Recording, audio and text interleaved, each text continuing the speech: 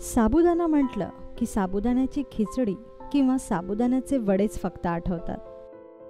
पण वाळवणाच्या पदार्थांमध्ये साबुदाण्याची महत्त्वाची भूमिका असते. कारण वाळवणात तयार केल्या जाणाऱ्या निरनिराळ्या पापडांमध्ये साबुदाण्याच्या पापड्या किंवा साबुदाण्याच्या चिकवड्या अतिशय चविष्ट लागतात. मग आज शिकूया एक ठेवणीतली विधी साबुदाण्याच्या पापड्यांची.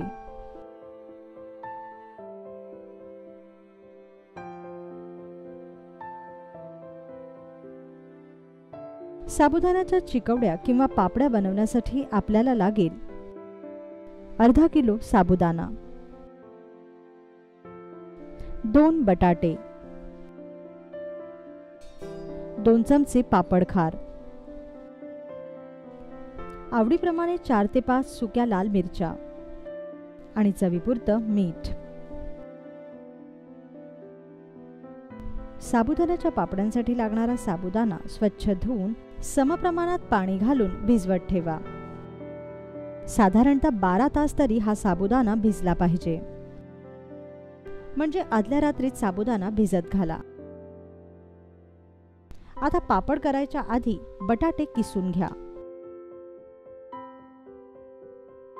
व किसलेले हे बटाटे शिजवून घ्या. यानंतर जितका साबुदाणा भिजवला आहे तितक्याच पाण्याचं आदण ठेवा. पाण्याला उकळी फुटली की मग यात पापड खार आणि चवीपुरतं मीठ घाला. यानंतर यात भिजवून निथळून घेतलेला साबुदाणा घाला व हा साबुदाणा चांगला शिजू द्या. आणि हा चीक सतत हलवत रहा.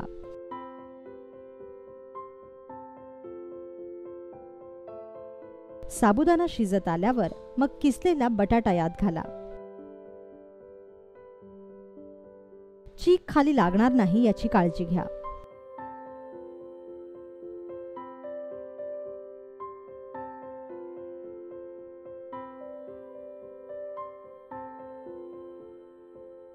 साधारणतः 10 मिनिटात चीक चिकट होत आला की समजा साबुदाणा शिजला.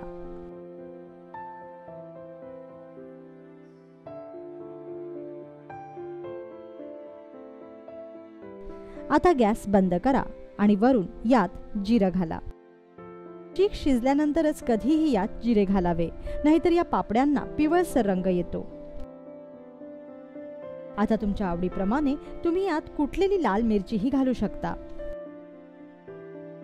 सर्वात शेवटी अशा प्रकारे गरमागरम चिकाच्या पापड्या टाकून घ्या.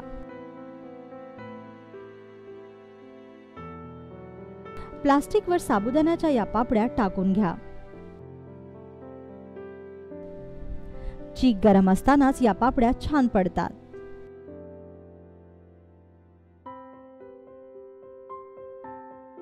आणि जर चीक गार झाला तर तुम्ही हाताने सुद्धा या पापड्या थापटून घालू शकता.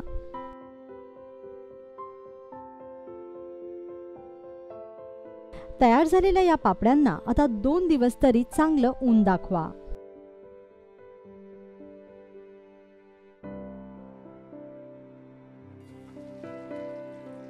कडकडीत उन्हात वाळलेल्या साबुदाण्याच्या चिकवड्या कडकडीत तापलेल्या तेलात तळून घ्या.